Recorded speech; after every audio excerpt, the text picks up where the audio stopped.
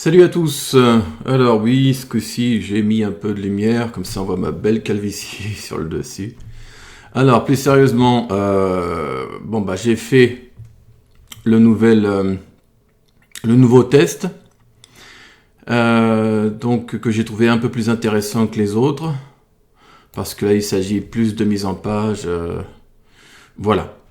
Et donc j'ai pu mettre en pratique quelques petites choses que j'avais apprises. Voilà, donc en somme, comme vous le savez déjà, je suis donc toute une liste de tests, voilà, pour obtenir à la fin une sorte de certification, vous voyez. Et là, j'en suis à Build a Technical Documentation Page, donc créer une page de documentation tout simplement. Et quand on est dessus, bon, je vous refais pas le listing, mais il y a tout un tas de choses qui m'est demandé. Ce que j'ai bien entendu réalisé, puisqu'ici si on fait Run Test, alors on n'est pas sur mon truc, c'est Technical Documentation. On voit que j'ai respecté toutes les étapes. Voilà. Et ce qui est sympa, je crois que... Voilà. Quand on clique sur Test, on a carrément une petite page qui nous dit, bon bah là t'as bon, ou là t'as pas bon. Voilà. C'est une chose à laquelle j'avais pas prêté attention suffisamment. Et ça aide beaucoup quand on passe ces différents tests. Donc, j'ai suivi le modèle de base de très près parce que je trouvais qu'il était bien foutu. Au début, je pensais qu'il fallait utiliser l'affichage Flex pour pouvoir positionner donc, le menu à gauche et le contenu à droite. Mais en fait, non, pas du tout. Parce que il faut que le menu soit positionné et fixé. C'est-à-dire, vous voyez, quand on fait ça, le menu il bouge pas. Et pour faire ça, il faut un position fixed. Et ça ne fonctionne pas avec flex. Voilà, donc du coup, il a fallu passer par des positions, je crois, absolutes et relatives. Enfin, on va regarder ça vite fait, très rapidement pour pas perdre trop de temps. Donc voilà, vite fait ce que ça donne. On crée du contenu. Alors tout ça, je l'ai pris d'un site, celui de Pierre Giraud, qui propose plein de cours, notamment sur le HTML et le CSS. Je vais piquer un peu de contenu pour remplir. Voilà, puis j'ai trouvé une petite bibliothèque JavaScript externe pour pouvoir afficher du code tout simplement. Voilà, avec la syntaxe que l'on souhaite. Voilà, et quand on clique, on va sur les différentes sections qui nous intéressent, etc. etc. Le vrai plus, là où il y a un véritable intérêt, c'est le responsive. C'est-à-dire le fait d'adapter un contenu aux différents écrans. Voilà, téléphone, bureau, etc. Donc rien de folichon. Ça n'a pas réclamé beaucoup de code et ça fait le boulot et c'est vraiment l'essentiel. Voilà. Donc concernant le code lui-même, donc voilà comment je m'y suis pris. Donc comme d'habitude, on peut faire ça. Donc là c'est la bibliothèque CSS. Attendez qu'on fasse les choses dans l'ordre. Voilà, on a d'abord la bibliothèque JS, donc JavaScript externe, pour mettre, pour interpréter le code et ensuite le mettre en couleur. Et la mise en couleur, donc le formatage, lui, se base sur cette feuille CSS externe. On va y arriver. J'ai eu une très longue journée, désolé. Voilà, et tout ça, ça utilise highlight. Vous voyez, ici et là. Et le tout est initialisé via cette petite ligne via cette fonction, quoi. Voilà, pour le reste, hop, eh bien, on a une balise nav, voilà, conçue pour la navigation, bien sûr. Un petit header ici, donc celui qu'on voit ici, vous voyez, tac, là c'est le header. Ensuite, on a toute une suite de balises, donc c'est une structure UL, ULLI, etc. Donc href, des classes, voilà, pour les liens. Et donc le système d'encre. Bon, je ne vais pas vous expliquer ce que ça fait.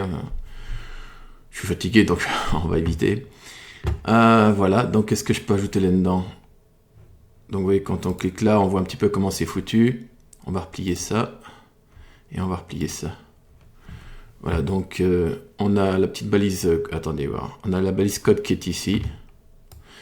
Et là, en fait, pour le HTML, on est obligé d'échapper les caractères spéciaux, comme les chevrons ouvrants et fermants. On n'a pas le choix. Donc c'est pour ça qu'il y a des caractères un peu spéciaux comme ça, un peu bizarres. Voilà, et ça fonctionne bien. Et c'est un peu pareil, c'est à peu près pareil partout. Voilà, donc rien de folichon là-dessus, on va pas se perdre en détail. Et là, bon, pareil, j'essaie de mettre en pratique ce que j'apprends. Donc ici, on a le root. Alors le root, c'est super parce que on peut considérer cette partie-là comme, je sais pas comment on pourrait dire ça, comme la partie configuration. Vous voyez, c'est la racine du site et on configure tout là-dedans. Et c'est super pour pouvoir, comment dire ça, définir des variables en CSS parce qu'on peut utiliser des variables en CSS. C'est très très pratique. Par exemple, attendez, voir padding left, non c'est pas ça. Left column size. Ça c'est très important parce que vu que le menu ici il est fixe, il sort du flux. Et donc, on est obligé pour le contenu à droite de définir un margin left. C'est-à-dire que ce contenu-là, ici, il a une marge de gauche. Mais cette marge de gauche doit correspondre à la taille de mon menu. Donc, c'est là où les variables sont très intéressantes. C'est que je définis une variable explicite, si possible. Donc, left column size, ça veut dire la taille de la colonne de gauche. Vous voyez? Et j'utilise cette même mesure-là, autant pour la taille donc, du menu, que pour la marge de ce contenu, histoire que l'un aille avec l'autre. Voilà, tout simplement. Peut-être qu'il y avait une autre manière de faire, mais voilà, je pense que c'est correct. La padding left navbar, ça c'est... Parce qu'en fait, vous voyez, je voulais avoir la même marge intérieure pour le titre que pour mes liens. Et vu que tout ce bazar, c'est pas tout à fait dans la même structure, bon, bah, la variable, elle est plutôt bien tombée. Plutôt celle-ci, je veux dire. Puis une petite variable pour la couleur, voilà.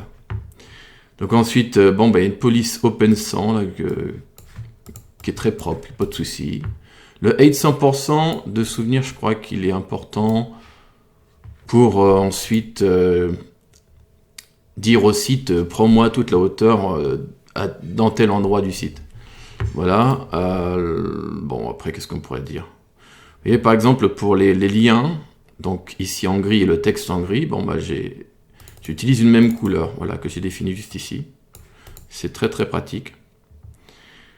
Qu'est-ce qu'on peut dire de plus là-dessus? Ensuite, on a tout ce qui est navigation. Donc là-dessus, bah, rien de folichon. Vous voyez un petit peu mes variables. Donc left column size ici et là.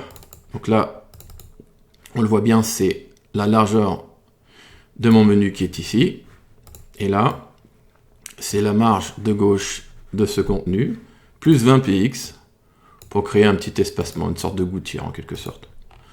Voilà. Et bien sûr un petit media query qui va donc contrôler la taille, la largeur de la page et ensuite adapter le code en conséquence. Pouf, fatigué. Voilà, donc c'est tout. On va s'arrêter là. Vous pouvez laisser des commentaires si vous voulez, il n'y a aucun souci. Puis si vous avez des conseils, quoi que ce soit, no souci. L'un dans l'autre, je vais continuer mes cours, mes tests. Et, voilà. À la prochaine!